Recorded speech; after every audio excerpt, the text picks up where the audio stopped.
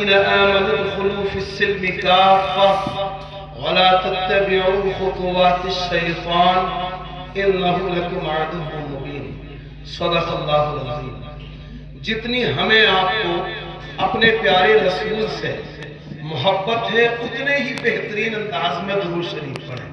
اللہم صلی علی سیدنا شفیعنا حبیبنا کریمنا مولانا محمد صلی اللہ تعالی علیہ وسلم. خدا شاہد ہے وہ بازار لگتا ہے مدینے میں.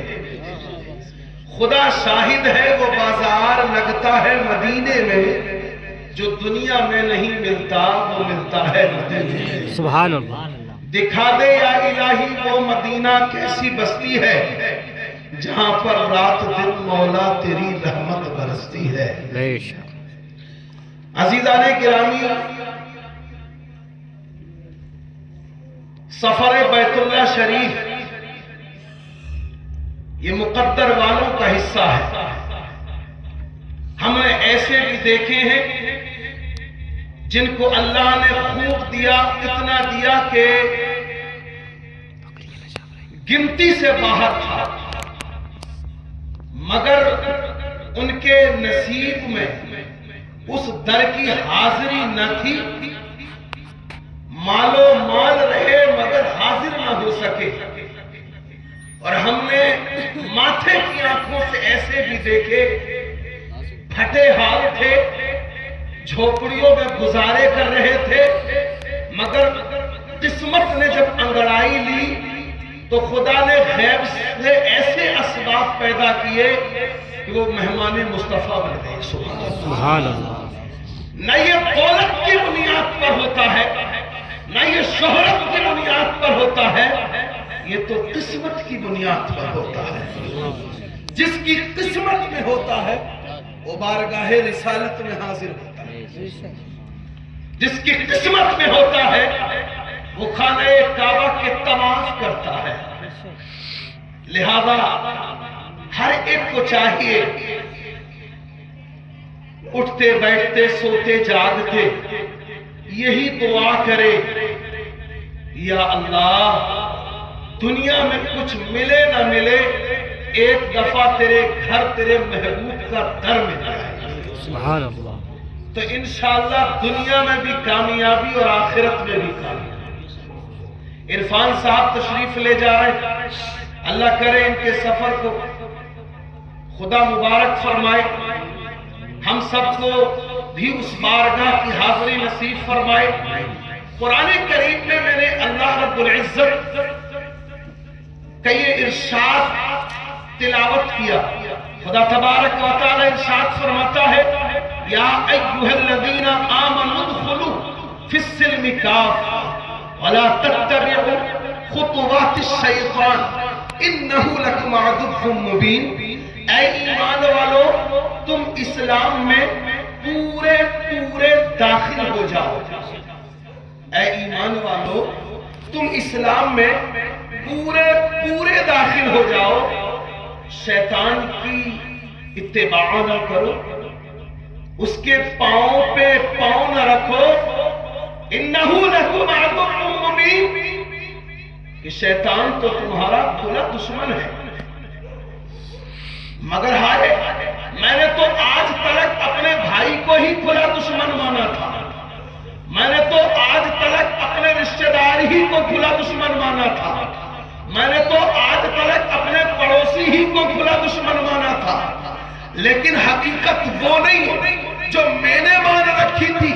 حقیقت وہ ہے جو خدا نے فرمایا ہے قول محمد قول خدا. فرمان نہ بدلا جائے گا، بدلے گا زمانہ رات مگر قرآن نہ بدلا جائے گا. خدا نے جو فرمایا وہ حق ہے.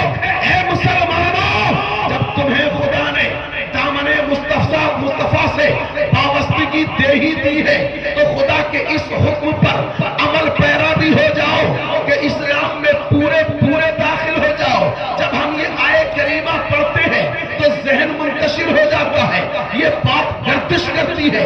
یا اللہ تیرا فرمان یا ایھا الذین آمنوا ادخلوا فی السلم کافۃ، کہ اے ایمان والو تم اسلام میں پورے داخل ہو جاؤ. مخاطب بھی ایمان والوں سے ہے, مخاطب بھی اسلام والوں سے ہے. میں تو ایمان والا بنا ہی تب تھا جب میں نے ضروریات ایمان کا اقرار کر لیا. آمنت باللہ و ملائکتہ و کتبہ و رسلہ والیوم الآخر والقدر خیرہ و شرہ من اللہ تعالی والبعث بعد الموت. میں اللہ پر ایمان لایا, فرشتوں پر ایمان لایا, رسولوں پر ایمان لایا, کتابوں پر ایمان لایا, موت پر ایمان لایا, موت کے بعد اٹھنے پر ایمان لایا, تقدیر کی اچھائی برائی پر ایمان لایا.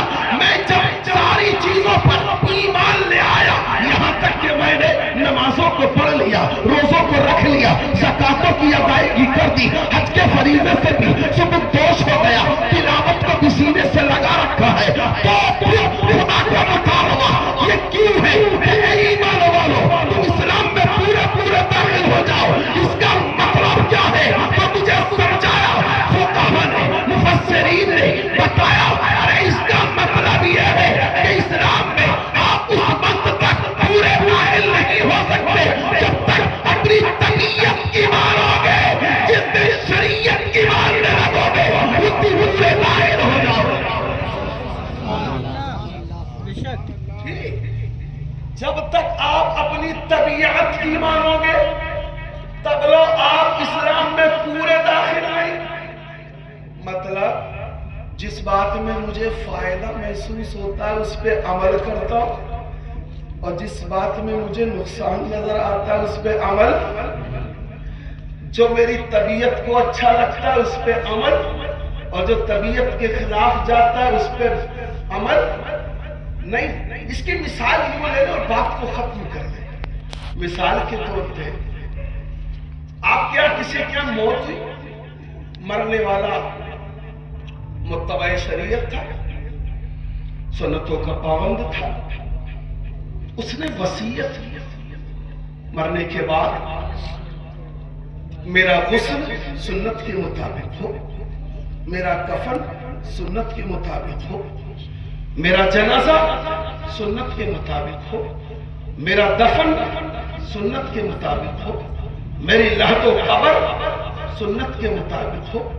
اول تا آخر سارے معاملات سنت کے مطابق مکمل ہو.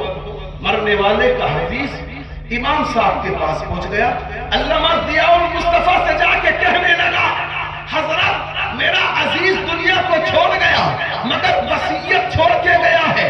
کیا وصیت ہے؟ اس کی وصیت یہ ہے, وہ اس لیے کہ وہ خود متبع شریعت تھا, سنتوں کا پابند تھا. اس نے اپنی وصیت میں یہ لکھ چھوڑا کہ میرے مرنے کے بعد میرا کفن, میرا دفن, میرا تکفین, میری تجہیز, میری جنازہ, وہ سارے کے سارے معاملات سنت کے مطابق ہو. اس لیے میں چاہتا ہوں آپ کھڑے ہو کے سارے معاملات سنت کے مطابق ادا کرا دیں. حضرت کہتے ہیں سبحان اللہ, میں کھڑے ہو کر سارے معاملات کو اول تا آخر مکمل کراتا ہوں. حضرت نے اپنی نگرانی میں سارے معاملات کو سنت کے مطابق عمل پذیر کرایا اور مکمل ہوا. اب 15 دن کے بعد اسی گھر میں شادی آتی ہے, اسی گھر میں خوشی ہوتی ہے. اب کوئی نہیں جاتا حضرت علامہ ضیاء المصطفیٰ صاحب کے پاس, حضرت علامہ ہاشم القادری صاحب کے پاس. مولانا چند دن پہلے میرے یہاں موت ہوئی تھی, ہر عمل سنت کے مطابق ہوا تھا. اس لیے میں چاہتا ہوں میرے یہاں ہونے والی شادی کا ہر عمل سنت کے مطابق ہو. جی, اس لیے میں چاہتا ہوں میرے یہاں ہونے والی شادی کا ہر کام سنت کے مطابق ہو. مثلاً دولہا کا صحرا سنت کے مطابق ہو. کہہ دے سبحان اللہ. سبحان اللہ. بارات سنت کے مطابق ہو, بارات کا کھانا سنت کے مطابق ہو, دلہن کی آمد سنت کے مطابق ہو. شادی کے اول تا آخر سارے معاملات سنت کے مطابق ہو. مگر یہاں ہمیں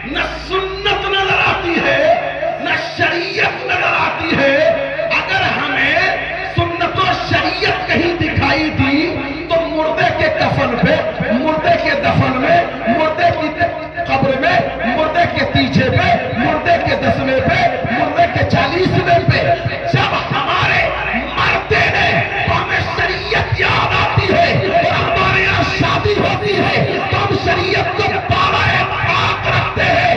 ارے اسی لیے تو تم سے کہا گیا یا ایھا الذین آمنوا ادخلوا فی السلم کافہ، اس وقت تک تم مومن نہیں، اس وقت تک اسلام میں پورے داخل نہیں جب تک کہ غم میں بھی شریعت پر چلو اور خوشی میں بھی شریعت پر چلو۔ سبحان اللہ، سبحان اللہ۔ جی، غم میں بھی شریعت کی پابندی اور خوشی میں بھی۔ شریعت کی پابندی۔ یہ کیا ہوا کہ میٹھا میٹھا ہپ ہپ اور کڑوا کڑوا تھو تھو، کہ جب دل کو اچھا لگ رہا ہے تو اس پہ عمل کر رہا ہوں، اور دل کو طبیعت کو بھاری گزر رہا ہے تو اس پہ عمل نہیں کر رہا۔ مسلمانوں، قرآن تمہارے لیے اترا ہے، اس پہ عمل کرو۔ سبحان اللہ۔ شریعت تمہارے لیے ہے، اس پر عمل کرو۔ یہ علماء کرام جو بعد عشاء سے اب تک 1 بجنے کو ہے، اشعار کے ذریعے، تقریر کے ذریعے جو تمہیں پیغام حق پہنچا رہے ہیں، ان کا مقصد اور مطلب صرف اور صرف یہی ہے کہ بس کسی طرح میری قوم میں سدھار آ جائے۔ اور تم بھی یہاں بیٹھے ہو تو اس لیے تو بیٹھے ہو کہ ہم میں سے برائیاں نکل جائیں اور اچھائیاں پیدا ہو جائیں۔ جی، اور اگر تم خالص طبیعت کے مزے کے لیے آئے ہو تو بھائی آپ تو اپنی نیند کو خراب کر رہے ہو۔ جی، آپ اپنی اصلاح چاہتے ہو نا، تبھی یہاں بیٹھے ہو، ورنہ تمہارے جیسے یہ ہزاروں لوگ اس بستی میں پائے جاتے، سب بستروں میں لپٹ کے سو رہے، نیند مکمل کر رہے، مگر آپ چند یہاں جو بیٹھے ہو ٹھنڈ میں، ہوا میں، کیوں بیٹھے ہو؟ اس لیے نا کہ ہماری زندگی مصطفیٰ جان رحمت کی سنتوں کے مطابق ہو جائے۔ جی، ہم نمازی ہو جائیں، ہم متبع شریعت ہو جائیں، ہم پاسبان شریعت، پاسدار شریعت ہو جائیں، ہمارا ہر قدم مصطفیٰ کی رضا کی خاطر اٹھے، ہمارا ہر قدم اللہ کی رضا کی خاطر اٹھے۔ جس بات سے خدا اور رسول راضی ہو اس عمل کو ہم کریں، اور جس بات سے خدا اور رسول ناراض ہوں ان اعمال سے ہم بچ جائیں۔ یہی مقصد ہے نا اس جلسے کا، یہی مقصد ہے نا۔ تو انشاءاللہ العزیز رمضان آ رہے ہیں تو رمضان کی تیاری رمضان سے پہلے کرو گے، رمضان کے بعد؟ رمضان سے پہلے کرو گے نا تو آپ چاند دیکھ کے مسجد مت جاؤ، بلکہ صبح کی فجر سے یہ عزم مصمم لو کہ انشاءاللہ العزیز اب کی بار کا رمضان ہم صرف اس لیے نہیں گزاریں گے کہ یہ سالانہ آنے والا تہوار ہے، بلکہ اس لیے گزاریں گے کہ انشاءاللہ اس رمضان کے مہینے کی برکت ہمیں آنے والے 11 مہینے میں بھی ملے گی۔ ہم رمضان میں بھی نمازی بن کے دکھائیں گے اور رمضان کے بعد بھی نمازی بن کے دکھائیں گے۔ یہ کیا بات ہوئی رمضانوں میں؟ افطاری اور سحری کے لیے روزے اور تراویحاں، رمضان میں مسلمان نظر آ رہے ہو، اور رمضان کا اینڈ ہوا تو تمہاری مسلمانیت غائب۔ انہی موقعوں کے تعلق سے تو فرمایا پورے داخل ہو جاؤ، پورے صرف رمضانی مسلمان مت بنو۔ جی، رمضان کے بعد بھی مسلمان دکھائی دو، صرف رمضانی نمازی نہیں بننا ہے، رمضانی کے بعد بھی نمازی بننا ہے۔ تو انشاءاللہ نماز کی پابندی کریں گے انشاءاللہ. اس جلسے کی کامیابی اسی میں ہے کہ اگر تم میں سے 10 بھی نماز پڑھنے لگے تو انشاءاللہ جلسہ کامیاب ہے. اور اگر ہماری اتنے وقت تک جلسے سن کے بھی فجریں چھوٹ رہی ہیں، نمازیں چھوٹ رہی ہیں، تو ہمارے جلسے کامیابی کی کوئی ضمانت نہیں لے سکتا. تو انشاءاللہ نمازی بنیں گے، سنتوں پر عمل کریں گے، اور ہر خیر خواہی کے کام میں ہاتھ بٹائیں گے، اپنے معاشرے سے برائیوں کو دور کریں گے. معاشرے کی برائیاں بہت پہلے ہم نے مدعا اٹھایا تھا اسی میدان میں، اسی طرح کے جلسے میں، کہ انشاءاللہ العزیز ہم اپنے محلے سے شادیوں میں ہونے والی بیہودہ خرافات کو دور کریں گے. اور اس کمیٹی، اس انجمن کے ذمہ داران تھے ہمارے لوی بھائی، گڈو بھائی، جنید بھائی جی، معراج بھائی ماشاءاللہ، اور نہ جانے کتنے بھائی.